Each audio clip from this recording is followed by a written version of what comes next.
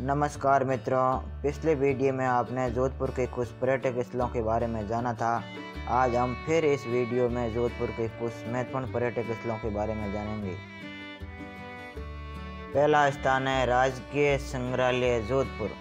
Umed garden में स्थित सरदार government museum में शास्त्रागार, वस्त्र, स्थानीय कला और शिल्प, लघु चित्रों, शासकों के चित्रों, पांडुलिपियों और जैन तीर्थकारों के चित्रों सहित अवशेषों का एक समृद्ध संग्रह। ये संग्रहालय पुरातत्व क्षेत्र, शास्त्रागार, कला और शिल्प प्रदर्शन और ऐतिहासिक खंड सहित 4 खंडों में विभाजित है। क्योंकि जोधपुर के राजघराने भयंकर योद्धा थे, इसलिए इस संग्रहालय अपने सैन्य इतिहास के बारे में भी काफ़ी कुछ प्रदर्शित करता है। ये आकर्षण संग्रहालय के अलावा उमेद बाग, सार्वजनिक पुस्तकालय और एक चिड़ियाघर की मेजबानी भी करता है, जो पर्यटकों और इतिहास प्रेमियों के घूमने के लिए जोधपुर का पसंदीदा जगहों में से एक बना हुआ है। इस संग्रहालय में 397 पत्थर की मूर्तियाँ, 10 शिलालेख, 1951 लघु चित्र, 12 मर्द भांड, 32 धातु निर्मित सामग्री, 178 शस्त्र, 1,11,703 सिक्के, 4,107 विविध प्रकार की सामग्री प्रदर्शित की गई है। तो आइए इस संग्रहालय की एक शानदार झलक आपको दिखाते हैं।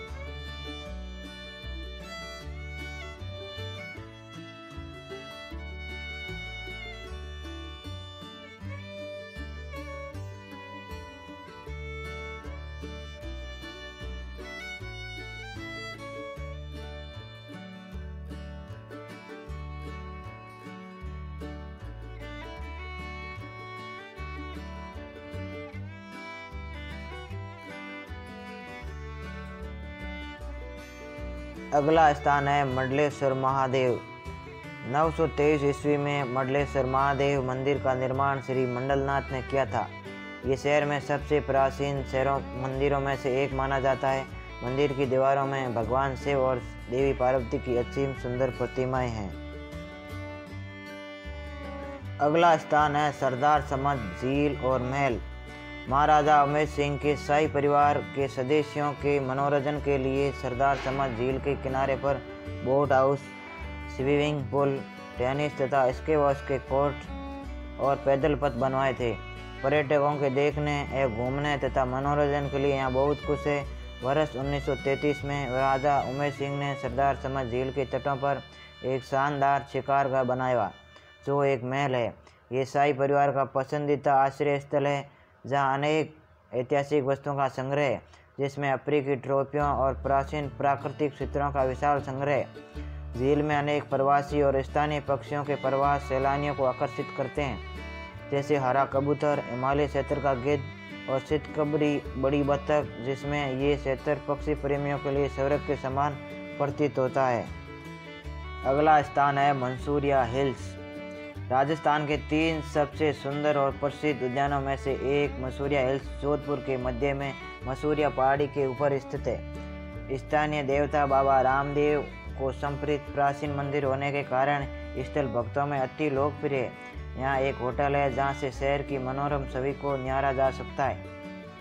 मंसूरिया हिल गार्डन जोधपुर में वीर दुर्गादास राठौड़ की प्रतिमा के चारों ओर स्थित सुंदर और आकर्षक पार्क है, जो जोधपुर शहर के 360 डिग्री के मनोरम दृश्य के साथ यात्रियों का आनंदमय स्थान प्रदान करता है। ये अद्भुत स्थल भारत में सबसे बड़े टीवी टावरों में से एक है, जहां पर एक शहर की विपरीत दिशा में स्थित मेहरानगढ़ का किला को देखा जा सकता है।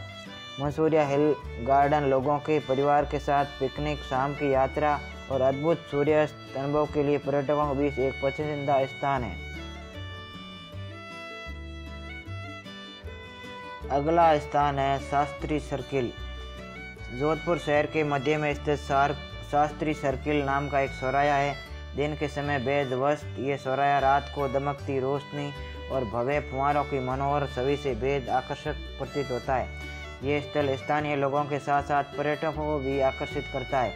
ये यात्रियों के लिए एक आदर्श स्थान है, जहां आप जोधपुर शहर में आराम और मनोरंजक शाम का आनंद ले सकते हैं।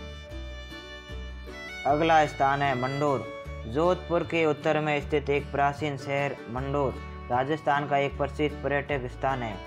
ये श्रीलंका के राजा रावण का ससुराल है। राक्षस राजा रावण ने इस कस्बे में मंडोत्री से शादी की थी, जहां आप रावण मंदिर देख सकते हैं, जो रावण की पत्नी मंडोत्री के पीर में बनाया गया था, जहां हर वर्ष होली के दूसरे दिन रावण का मेला लगता है, जिसमें विभिन्न कोनों से पर्यटक आते हैं। मंडोर में एक सुंदर उद्यान बना है, जिसमें अजीत पोल, सैनिक, क्षत्रिय वीर शिरोमणि राव हेमा गहलोत मंदिर, लाइट शो, देवताओं की साल, वीरों का दलान, मंदिर, बावड़ी, जनना महल, एक खंबा महल, नहर, झील है। जोधपुर के विभिन्न महाराजाओं के स्मारक बने हैं, जो स्थापत्य कला के बेजोड़ नमूने हैं। इस उद्यान में देसी विदेशी पर्यटकों की भीड़ लगी रहती है। मंडोर गार्डन का एक और प्रमुख आकर्षण एक मंदिर है, जो 300 मिलियन देवताओं का है। ये मंदिर विभिन्न हिंदू देवताओं को समर्पित है। अगला स्थान है महाश्या जैविक उद्यान। महाश्या पार्क 1935 में महाराजा उमेश सिंह द्वारा स्थापित किया गया था। उमेश सिंह जी ने ये जगह 1956 में वन विभाग को सौंपा था। ये वनस्पतियों और जीवों की विभिन्न प्रजातियों के साथ साथ एक प्रकृति व्याख्या केंद्र और महाश्या किले के लिए एक मेज़बान है। कम शुल्क के लिए यात्रियों द्वारा हाथी की सवारी का लाभ उठाया जा सकता है। पक्षी प्रेमियों के लिए एक बर्ड वाचिंग पॉइंट भी है। ये कई जंगली जानवरों जैसे हिरण, रेगिस्तान लोमड़ी, मॉनिटर, छिपकली, खरगोश, जंगली बिल्लियाँ, गेजल्स, मंगूस, कछुआ आदि का घर है, जिन्हें आप यहाँ घूमते हुए देख सकते हैं।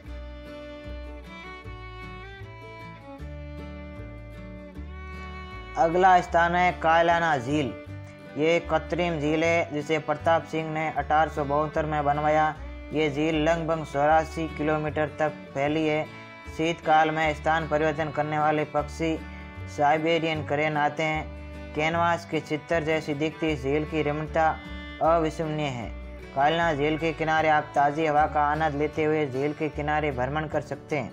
कायलाना झील के किनारे बोटिंग की सुविधा भी उपलब्ध है, जहां आप नाव सवारी का लुत्फ भी उठा सकते हैं। आपको बताते हैं, अगर आप शाम के समय कायलाना झील की यात्रा कर रहे हैं तो आप यहां से सनसेट का सुंदर नज़ारा देख सकते हैं। अगला स्थान है बालसमंद झील। बालसमंद झील का इतिहास लगभग 12वीं शताब्दी पुराना माना जाता है। सन 1933 में महाराजा उमेश सिंह द्वारा समंद झील के किनारे पर निर्मित सरदार समंद लेक प्लेस एक शानदार शिकार लॉज है। इसका मुख्य आकर्षण सरदार समंद झील का लुभावनी दृश्य है। आप भी बालसमंद झील की यात्रा के साथ साथ घुड़सवारी या गांव सफारी जैसी रोमांचक गतिविधियों का लाभ उठा सकते हैं। अगला स्थान है गोड़ा विश्नोई गांव। गोड़ा विश्नोई गांव वन्य जीव और प्रकृति के एक अनुपम देन है।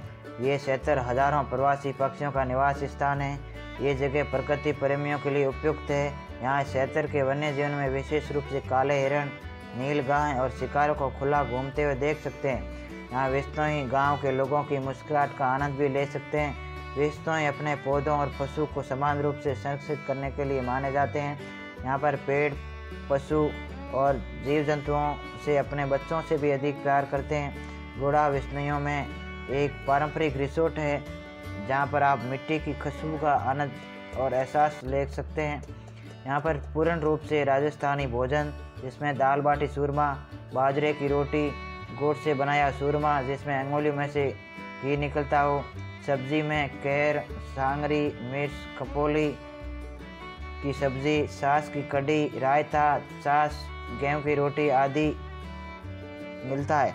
यहाँ पर छाछ, दूध, दही, घी सब घर की गायों का है, जिसमें किसी भी प्रकार या अन्य मिलावट नहीं है, शुद्ध और देसी है। हमको हमारी संस्कृति बचाने के लिए बिल्कुल देसी और शुद्ध खान पान लेना चाहिए, जिसमें किसी प्रकार की मिलावट, बनावट और दिखावा ना हो। गोड़ा विश्नोई गांव की पूजा, जिसके प्रशंसक विराट कोहली है, और यहाँ पर महिलाओं द्वारा भारी भरकम सोने के गहने पहनने की परंपरा है। अगला स्थान है राय का बाग पैलेस। जोधपुर शहर में स्थित राय का बाग पैलेस जोधपुर शहर के सबसे लोकप्रिय पर्यटन स्थलों में से एक है। राय का बाग पैलेस राय का बाग रेलवे स्टेशन के पास स्थित है। 1883 में जब स्वामी दयानंद सरस्वती का आगमन जोधपुर में हुआ था, तब उन्हें इसी महल में ठहराया गया था और यहीं पर वे आम जनता और राज परिवार के लोगों को अपने प्रवचन देते थे। जोधपुर से बाहर जाते समय राजाओं का पहला पड़ाव यहीं पर होता था तथा जोधपुर में आने वाले खास मेहमानों को भी यहीं ठहराया जाता था। ये महल तत्कालीन महाराजा जसवंत सिंह का पसंदीदा स्थान था और वे अधिकांश समय इसी महल में बिताते थे। इस शहर में प्राचीन आकर्षण का सबसे स्थान है और इसलिए हर साल कई पर्यटकों को आकर्षित करता है। अगला स्थान है फन वर्ल्ड।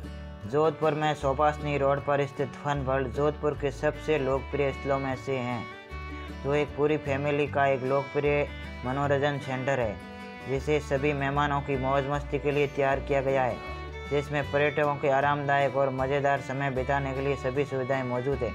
7 एकड़ ज़मीन पर फैले इस रिसोर्ट में एक बड़े वाटर पार्क के साथ करीब 50 कमरों का घर है, जो इस पर्यटकों के आराम करने और मस्ती करने के लिए एक आदर्श स्थान है।